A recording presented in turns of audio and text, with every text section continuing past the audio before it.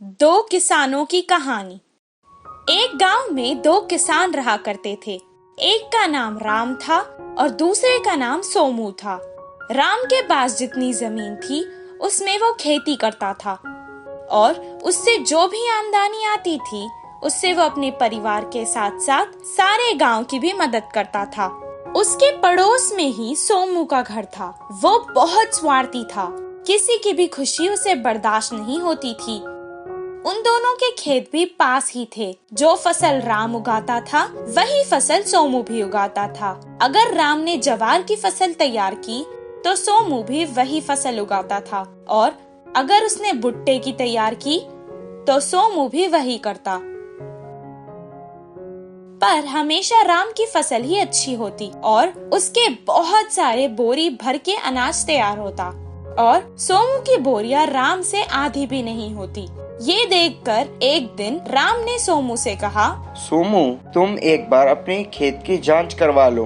तुम भी मेरे जितनी ही मेहनत करते हो और मेरी तरह ही फसल उगाते हो, फिर भी तुम्हारी आमदनी इतनी कम क्यों है? शायद तुम्हारे खेत की जमीन किसी और फसल के लिए बनी है।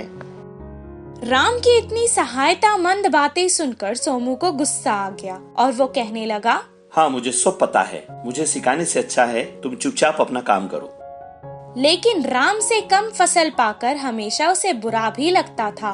उस साल बारिश बहुत अच्छी होने के कारण राम का सारा परिवार उसके साथ खेत में उसकी मदद करने लगा। ये देखकर सोमू ने कहा, ये राम तो हर चीज में तरक्की ही कर रहा है, इसका कुछ तो करना ही होगा। अगले दिन रात को वो राम के खेत आया और छुप के उसके खेत में आग लगाकर भाग निकला। लेकिन राम खेत की निगरानी के लिए खेत के पास ही सो रहा था। अचानक जब उसे पता चला कि उसके खेत में आग लगी है तो वो तुरंत उसे बुझाने लगा। ज्यादा देर नहीं होने के कारण सिर्फ थोड़ी ही फसल नष्ट हुई थी। ये काम किसने किया था उसे पता चल गया था, लेकिन झगड़ा करने से क्या मिलेगा सोचकर वो चुप हो गया। अगले दिन जब राम सो रहा था तो उसे रोने की आवाज सुनाई दी। वो तुरंत बाहर आकर देखने लगा। सोमू की पत्नी अपने छोटे बच्चे को गोद में लेकर सर पकड़ के रो रही थी। उस समय सोमू घर पर नहीं था। राम ने बिना कुछ सोचे तुरंत अपनी बैलगाड़ी सोमू की पत्नी और उसके बच्चे को वैद्य के पास ले गया। कुछ देर बाद सोमू का बच्चा ठीक हो गया। अगले दिन जब सोमू घर वापस आया तो उसकी पत्नी ने उसे सारी बात सुनाई और सोमू तुरंत राम के पास आया और कहने लगा, तुमने मेरे बच्चे की सही समय पर भगवान की तरह जान बचाई है और मैंने तुम्हारा ही बुरा चाहा, तुम्हारे साथ धोखा किया। उस दिन से वो भी बदल गया और सबके साथ अच्छे से रहने लगा। इस कहानी से हमें ये शिक्षा मिलती है कि हमें हमेशा हर किसी का अच्छा ही सोचना चाहिए। शर्मीली खरगोश की कहानी। एक गांव में बकरी, गधा, सांड रहते थे। वह तीनों रोज गांव के पास के जंगल में चरने जाते।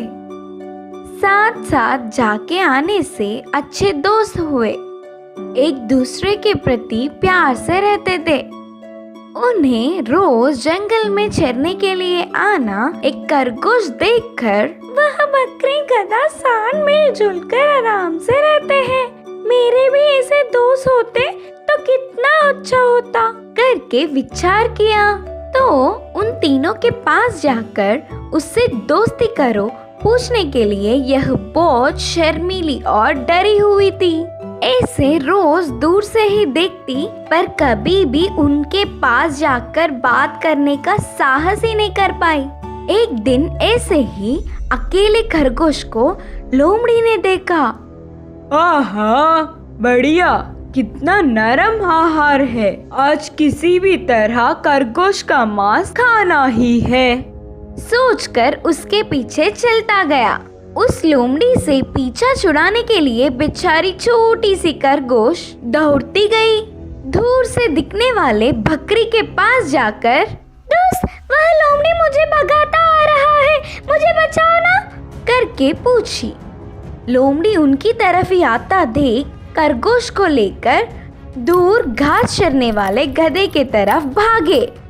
और उसे खरगोश की स्थिति का वर्णन किया। लोमड़ी उनकी तरफ ही आता देख बिना देर किए तुरंत खरगोश को गधा अपने पीठ पर बिठाकर वह तीनों थोड़ी दूर में नदी में पानी पी रहे सांड की तरफ भागते हुए गए। पहुंचकर उससे लोमड़ी की बात बताई। यह सुनते ही सांड गुस्से से आगे बढ़कर उस चालाक लोमड़ी को अपने नुकीले सींगों से एक धक्का देकर उससे दूर फेंक दिया। हड्डियां टूटने से लोमड़ी गूंजते हुए भाग गई। इससे खरगोश को बहुत खुशी हुई। बकरी गधा और सांड को धन्यवाद किया और कहा, मैं बहुत दिनों से तुम तीनों से दोस्ती करने के लिए देख रही थी, पर यह बात मेरे शर्म और डर के कारण नहीं कह पाई। यह बात सुनते ही वह तीनों हंस पड़े। सांड ने कहा, हाँ, दोस्ती करने के लिए डर कैसा? एक दूसरे की दोस्ती करने पर किसी के भी कोई दुख में दोस्तों की मदद लेकर जीत सकते हैं। आज से तुम भी हमारे दोस्त हुए। उन तीनों से दोस्ती करने की इच्छा आखिरकार पूर्ण होने के कारण खरगोश बहुत खुश था। इस कहानी की सीख है कि हमारे कमियों को छोड़ने पर ही हमारा भला होता है। सही फैसला। एक गांव में शिव और गोपी नामक दो मित्र थे। एक बार उन्हें शहर जाने का काम आया। शहर जाने के लिए बीच में बहुत दूर जंगल के रास्ते में चलना था। दूर का सफर होने के कारण रास्ते में खाने के लिए शिव 5 रोटी और गोपी 3 रोटी लेकर चलते हुए निकल पड़े। थोड़ी दूर पहुंचते ही उन्हें भूख लगी। पानी के लिए नदी को ढूंढते हुए गए। कुछ दूर जाते ही उन्हें एक नदी दिखी। नदी के किनारे बैठ रोटी खाने की सोच रहे थे। इतने में सामने से एक आदमी आते हुए उन्हें देख, मुझे बहुत भूख लग रही है, तुम्हारे पास कुछ है तो दीजिए करके पूछा। शिव और गोपी दया दिखाकर उनके पास के 8 रोटी को तीनों के लिए एक समान बांटकर खाए। तब वह आदमी इन्हें कुछ देने से अच्छा लगेगा करके, मेरे पास 8 सोने के सिक्के हैं, इन्हें तुम दोनों लो बोलकर दोनों को मिलाकर वह 8 सिक्के देकर वह अपने रास्ते चल पड़ा। तब शिव ने कहा, गोपी 5 रोटी है ना, तो मेरे 5 सिक्के, और तुम्हारे 3 रोटी है ना, तो तुम्हारे 3 सिक्के। इसके लिए गोपी ने नहीं माना और कहा, ऐसे कैसे होगा? वह आदमी दोनों को मिला कर दिया, तो दोनों को एक समान बांटना चाहिए। उसके लिए शिव नहीं माना। आखिर में दोनों एक निर्णय पर पहुँचे।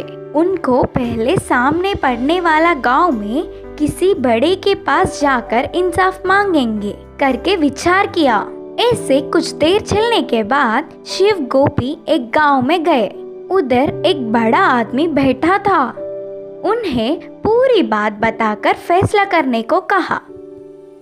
तब वह बड़ा आदमी बोला, मेरी बात सुनोगे तो बताऊंगा, दोनों को समान बांटूंगा। इसके लिए गोपी और शिव मान गए।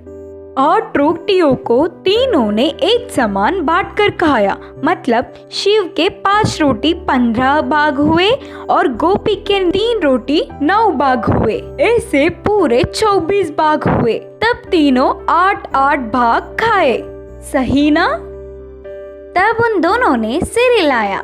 शिव उसके 15 रोटी भाग में से 8 वह खाकर 7 उस आदमी को दिया और गोपी उसके 9 रोटी भाग में से 8 वह खाकर 1 भाग ही उस आदमी को दी। इसीलिए उस आदमी के 8 सोने के सिक्कों में से 7 सिक्के शिव को और 1 सिक्का गोपी को मिलना चाहिए।